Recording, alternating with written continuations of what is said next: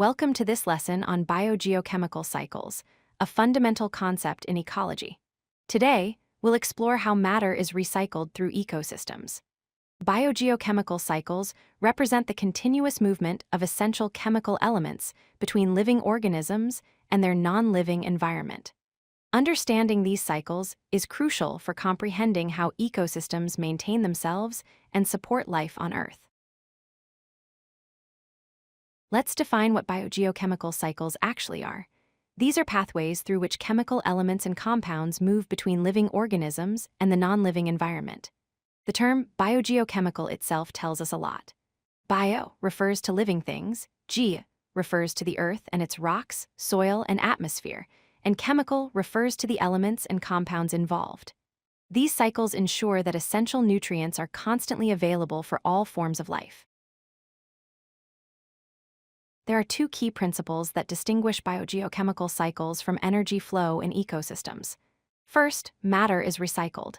This means that chemical elements cycle repeatedly through ecosystems, moving from organisms to the environment and back again. Second, energy flows.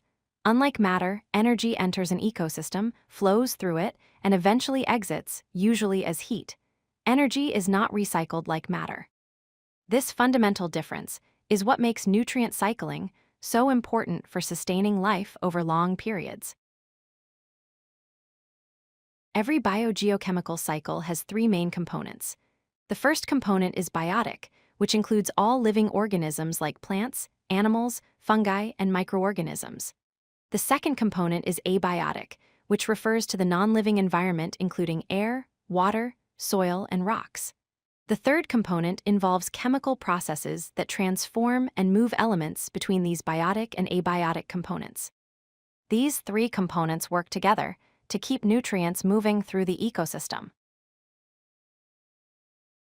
Biogeochemical cycles are classified into two main types based on where their primary reservoir is located. Gaseous cycles have their main reservoir in the atmosphere or hydrosphere. Examples include the carbon cycle and nitrogen cycle, where elements exist primarily as gases.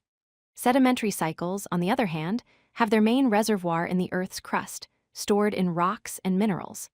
The phosphorus cycle is a classic example of a sedimentary cycle. Generally, gaseous cycles operate faster than sedimentary cycles.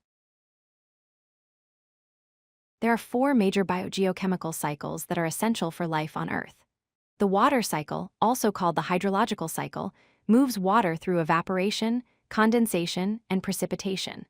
The carbon cycle moves carbon through photosynthesis, respiration, and decomposition. The nitrogen cycle converts atmospheric nitrogen into forms that plants can use through processes like nitrogen fixation. The phosphorus cycle moves phosphorus from rocks through soil and living organisms. Each of these cycles plays a unique and vital role in supporting life. While each biogeochemical cycle has its unique characteristics, they all follow a general pattern. First, nutrients are absorbed by organisms from the environment. Plants take up nutrients from soil and water, while animals obtain them by eating plants or other animals. Second, these nutrients are transferred through food chains as organisms consume one another. Finally, when organisms die and decompose, or through waste products, these nutrients are released back to the environment where they become available again for other organisms to use. This creates a CONTINUOUS Chinese letter. Nutrient cycling is absolutely essential for life on Earth. It ensures the continuous availability of essential nutrients for all living organisms. Without these cycles, nutrients would become locked up in dead organic matter or rocks, making them unavailable for new life. Nutrient cycling also maintains ecosystem stability by regulating the flow of elements and preventing depletion or excessive accumulation of any single nutrient. This balance is what allows ecosystems to sustain themselves over thousands and millions of years. Understanding these cycles helps us appreciate the interconnectedness of all life on our planet.